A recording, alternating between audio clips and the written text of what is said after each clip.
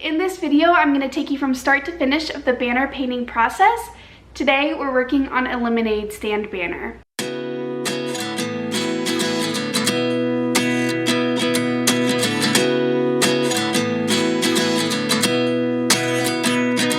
Once you've decided what design to do, the first step is to measure and cut your paper. I like to do it on the floor just so I have enough space and the paper doesn't wobble off.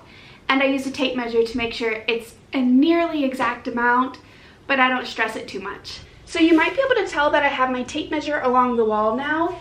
I put one end of the paper kind of rolling up against the other wall, and then I line my paper up with the tape measure, and if it looks like an equal distance over there, if the lines are running parallel, then that means it's going to be a straight cut. And then I use the shadow of the roll to cut the paper.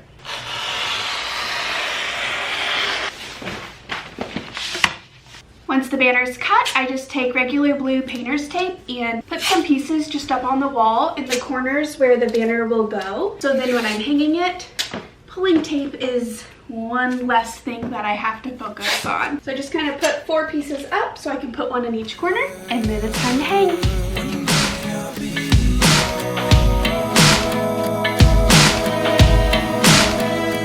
Now it's time to see how straight of a job I just did.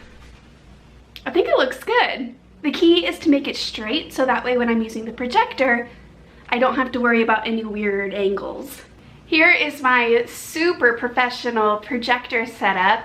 I have to use a container of this like wax that I have from a different project on it so that way the projector actually is straight.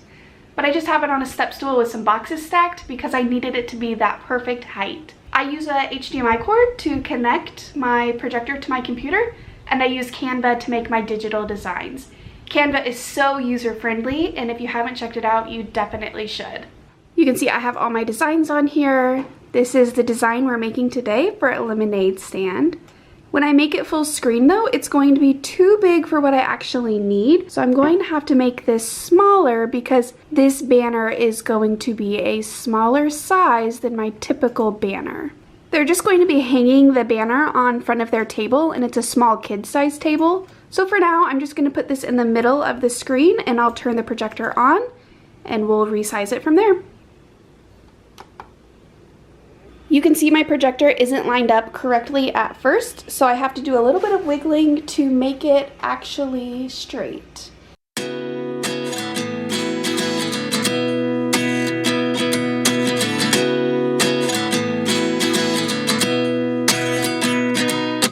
The next step is tracing with a pencil. Some people use chalk. I like to use a pencil. It's so easy to erase if needed, but you just want to make sure you don't miss any of the spots or any of the little sections inside letters like an A or an O, and you just trace. Super easy. 29 and I find myself wondering what did happen to the last 10. I ran away with my life, fast forward, never turn back again.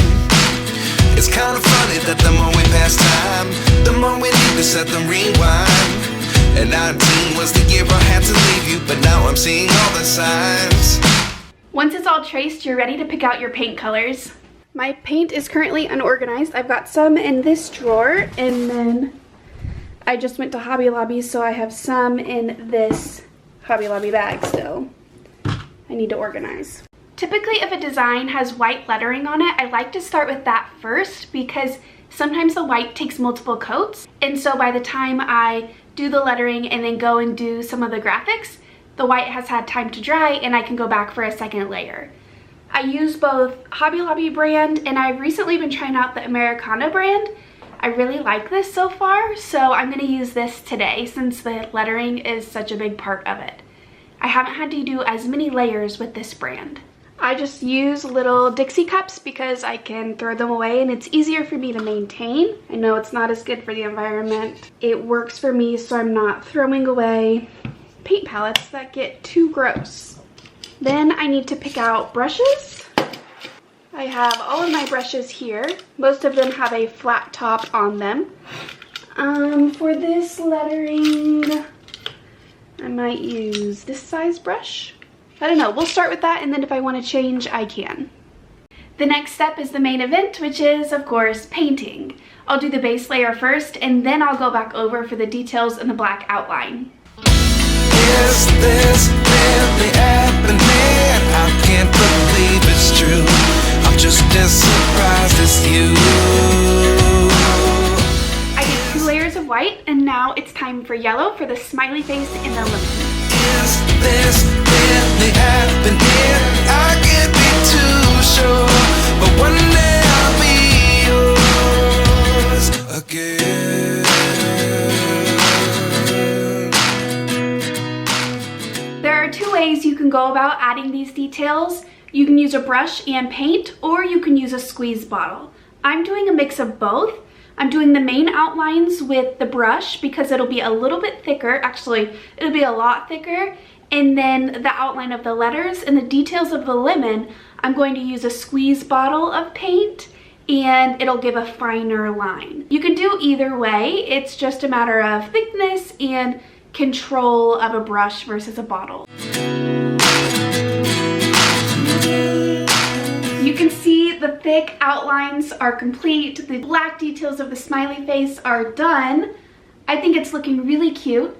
Now it's time to go in with the squeeze bottle to add the detailed fine lines of the black outline. I think it's looking good. I just can't use a squeeze bottle when it's hanging on the wall because it will drip. See you in the kitchen. We're now in my kitchen for this, so I can stand at the counter and use this squeeze bottle. It's just a plain bottle that has a squeeze tip at the top, and I just kind of write like it's a pen. Life lessons come 1 in a dozen.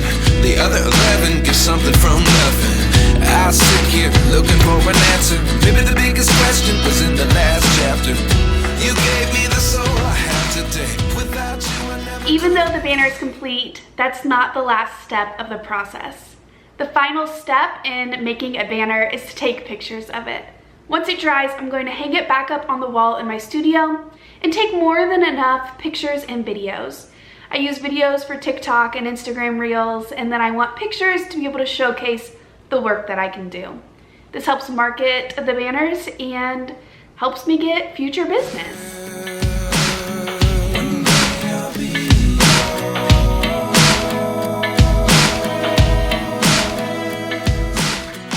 And there you have it. The banner's complete. This banner is going to 2 sweet kids for their lemonade stand. It's Lemonade for a Smile because each week they sit down and talk about who the proceeds for their stand should go to. They give it to a different charity every week. I'm so excited to give it to them. I know they're going to love it. At least I really hope so. If you want more videos like this, please comment down below or give this video a thumbs up. If you have any questions, feel free to ask me and I'll do my best to answer them. I started my banner business earlier this spring and I've been having so much fun with it. So I'd love to share that journey with you. I'll see you in the next video. Life lessons come 1 in a dozen. The other 11 give something from nothing. Life lessons come 1 in a dozen. The other 11 give something from nothing. Life lessons come 1 in a dozen. The other 11 give something from nothing. Life changes just open the door.